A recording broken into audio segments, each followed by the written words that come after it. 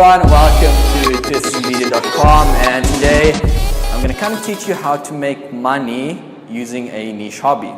So everybody's traveling, everybody's going around the world, and you're basically like, but I don't know how to make money. I'm traveling, I'm in whatever country, I'm in Istanbul, I'm in Vienna, whatever, and I don't know how to make money and all that cool and yada stuff. So today I'm going to give you a brief explanatory on how you can actually achieve that. So there's a lot of ways you can make money while you travel. One of it is offline. You can just like work by somebody, get invited by them and be like, hey man, yeah, so I want to work in your company. Can you like take me? And then like you go work for them. Or another thing you can do is online businesses, e-commerce, which I highly recommend. So e-commerce, you just work from your home and you can basically cash in while you're at home. So today's topic is how to make money while you travel using a niche hobby. So there's a lot of different ways you can do this. I've got friends who make money training dogs. I've got friends who make money like teaching people how to do yoga classes. I've got people doing tennis classes as a niche product. So a lot of entrepreneurs make a mistake, or when they open their business, they target a niche topic, but there's no market for it. Does that make sense? Like they target a niche market, but there's no actual market for that. Does that make sense? So for instance, number one, and actually like this is the first step you need to do is number one, what do you desire?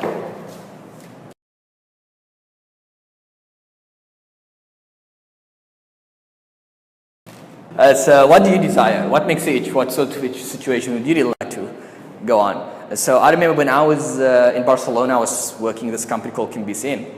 And I was supposed to work, but one day this video comes up and it's like from Alan Watts, it's like a philosopher or something. It's like, what do you desire? What makes you itch?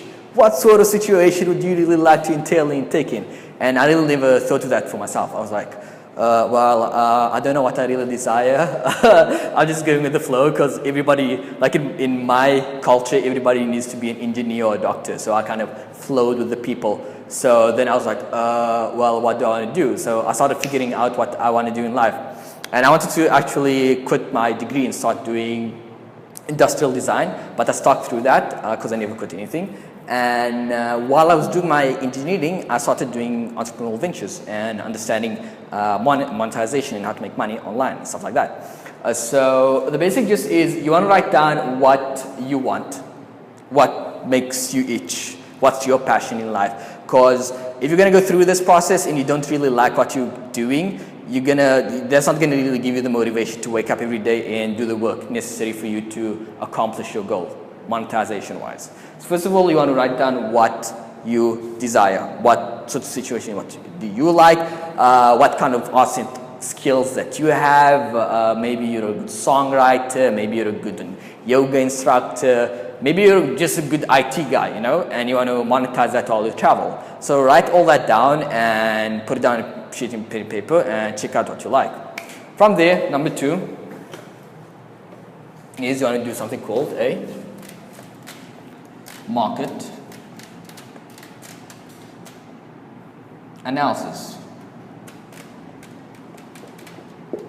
Actually, let's make this simpler and call it a niche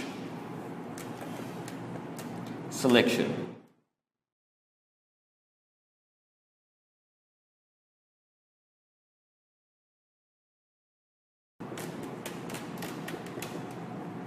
So a lot of people, when they start their marketing analysis, it's like, let's say your hobby is, what's a niche? Anybody know what a niche is? Does anybody know what a niche is? Specific target audience, target segment. Target segment, kind of like that. It's like you've got the whole industry and then you've got to distribute it in stuff and you just target one that's less competitive. So when you jot down your skills, for instance, you're a good guitar player, so you want to, or you're a good instrument player, so you want to search for terms that are not very competitive. So let's say, for instance, you play 5 instruments, or you're a very good musician, then you want to target a niche, for instance. Let's say this is music, and then you've got underneath it guitar, drums, piano. Then you go, okay, I want to teach guitar.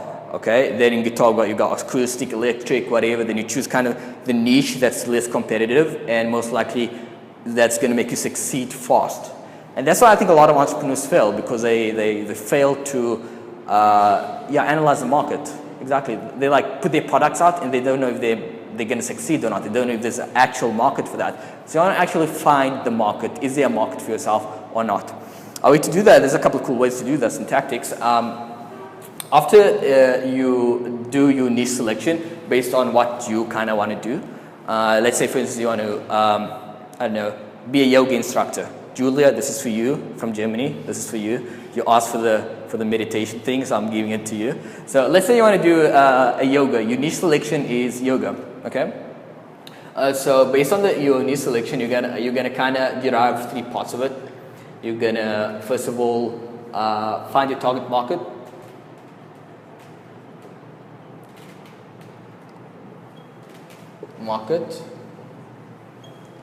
And choose the niche, obviously choose it. And yeah, that's basically it.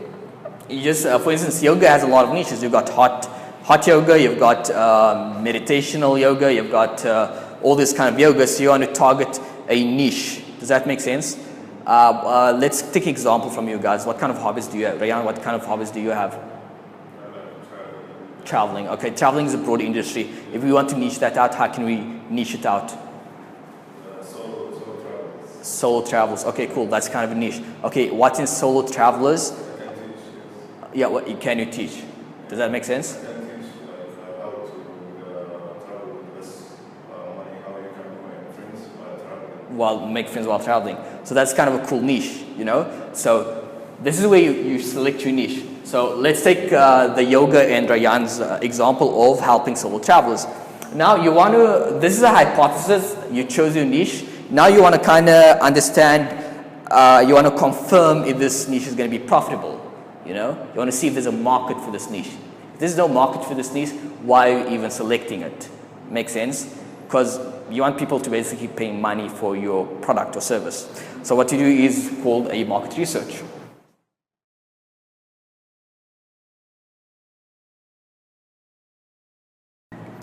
So there's kind of 3 types. You can like ask questions, surveys,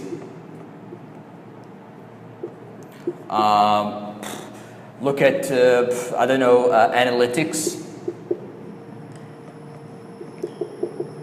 So you first want to ask questions. You want to like ask your target audience once you start the marketing process. You want to ask your audience, okay, what's the most challenging thing while you go travel solo? Or what do you find difficult of making friends while you travel? Or what's the most difficult thing to do while you do yoga? Or like, you want to ask these questions. What's most challenging problems that your future clientele has or your market has, and what can you provide of value that's going to fix that problem? Does that make sense?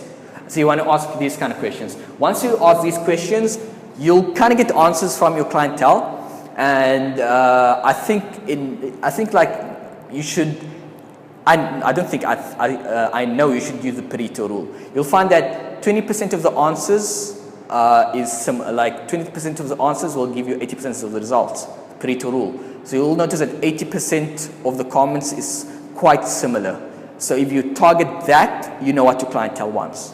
Then after that, you do surveys. You start asking these people even more surveys about that specific 80% that you have. So for instance, they have a problem focusing while they do meditation. So you say, what's the most problematic thing while you do yoga?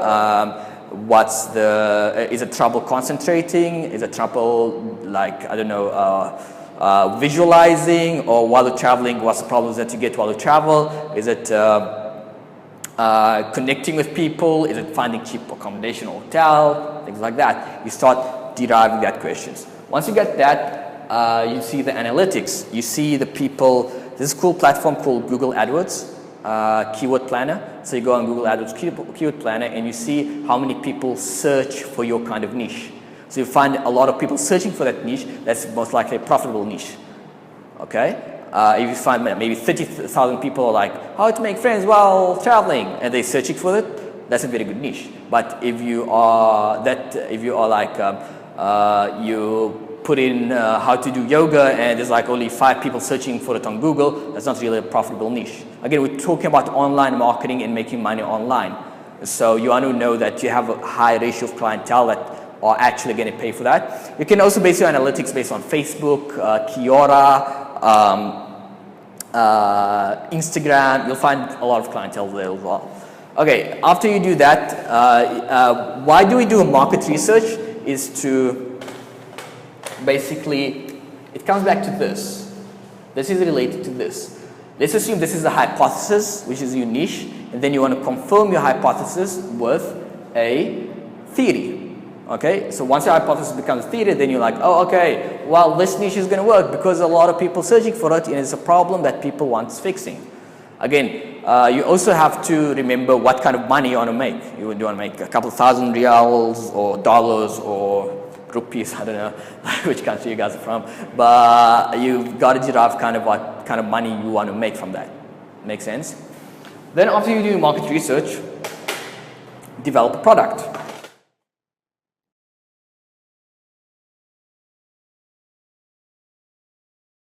So you develop a product.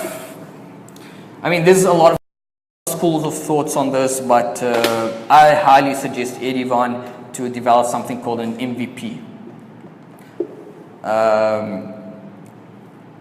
Again, assigning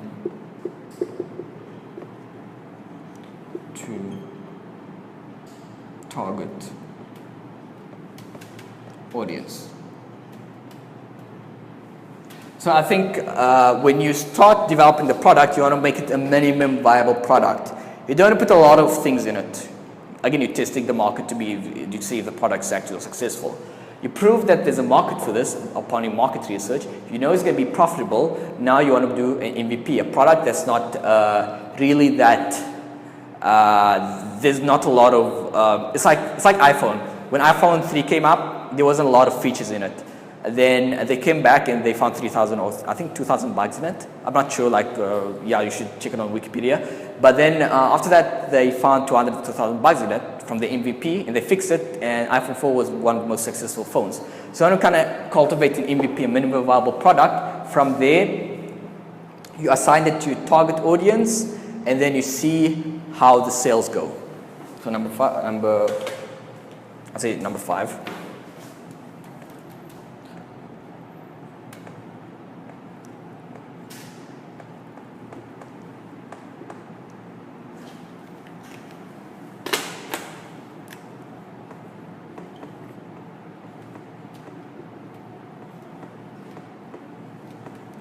So after you've done that, you need to generate leads. You did your niche, you know what your niche and target audience is, you know the market research, you did your theory on it, you developed a product, and now you want to basically do the lead generation. You want to get traffic into your website. You want to see if people are going to buy or not. And after you do that, what you basically see is the sales. Is the sales giving you a return on investment? Are you making money after this? If you're not making money, you basically have to tweak some stuff. So number 6, which is the last thing, tweak and analyze.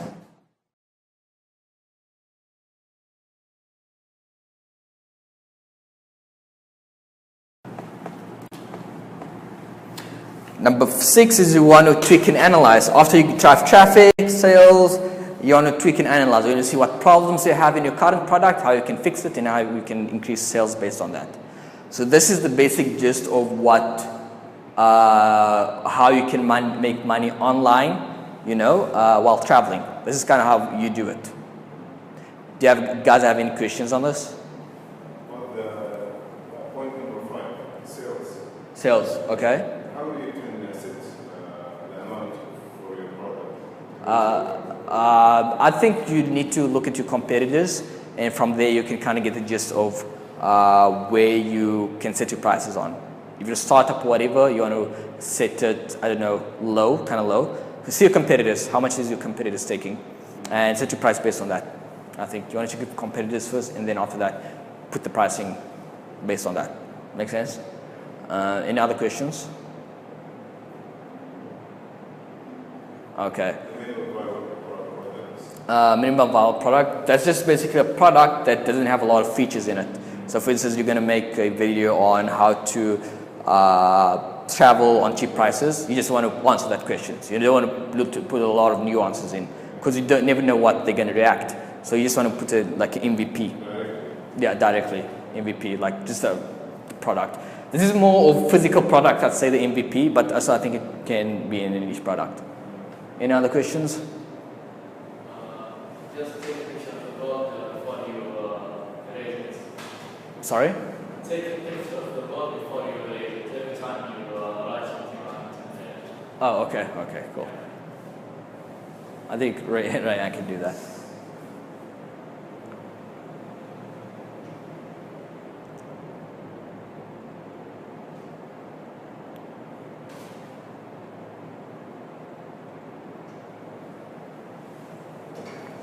Okay, awesome.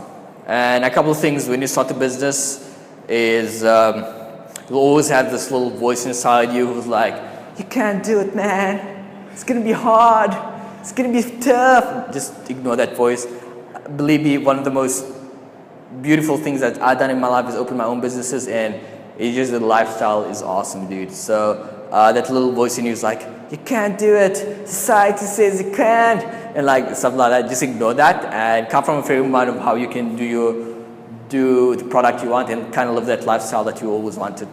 I think, yeah, that's pretty much essential. And yeah, dude, you can make a lot of money. You can make a lot of money out of this, just using this, because you already know your market research. You know people are looking for it. It's not like this. I think that's a beautiful thing about living in the information world. You know that you can. Like a couple of 30, 50 years ago, you couldn't have done this. Impossible. Like you can't go and say, like with your camel or something, you're like, hey guys, so anyways, I got this thing, and it's called a survey, and I kind of want to, no, you can't do that. But nowadays you can do it, the age of information. I think nobody has an excuse not to, make a business nowadays and make it lucrative. Because I mean, all the secrets are out there. So yeah, that's about it for the video, and yeah, that's about it. We do this on a weekly basis, and we actually offer, these are all concepts, but if you want the actual tactics, we actually offer the tactics on a weekly basis. So we have kind of like this boot camp thing going on. So we take people every Friday, Saturday, Thursday night, Friday and Saturday, and we hammer on the project till they launch and get the first paying customer. So we do that service as well, and show you the tactics of how these concepts can be implemented in your business, if you guys are interested. But that's about it for the concepts, and yeah guys, dial what you must. Well, when you tweak and you analyze, you're going to have a couple of metrics, you know. So, okay, this is very, very businessy. You're going to have metrics, like say for instance, I got 100 people in traffic this week on my website, okay? And then I'm like, okay, out of these 100 people, nobody bought anything. Nobody bought nothing. So you'll need to tweak and analyze. You'll be like, okay, what's going wrong? Maybe this is wrong, maybe that is wrong. 90% of the time, I think 90% of the time, especially in online businesses, is content. Content trumps everything. If you've got, not Donald Trump, I mean trumps everything. If you've got solid content in copywriting sales, you will succeed. Because like Facebook, whatever, these are all platforms that you drive traffic to your website. But if you know the content, if you know how to write good content, and there's a format that I kind of have of doing it called AIDA, which is AIDA, which is attention, interest, desire, and action. So obviously, like your headlines is very important. I think a headlines is like 80 cents on the dollar. So the headlines is very important. That's why you go on YouTube and you find like thumbnails like 5 nails, 5 ways to make $100 in a couple of days. Or like you see a red like kind of thumbnail. Yeah, because they make money out of that. Actually, remember my friend Ahmed? He made like 150,000 in 5 days. So it is just basically this is the exact formula. No, I'm not joking with you guys. This is the exact formula. He made 150,000 reals in 5 days.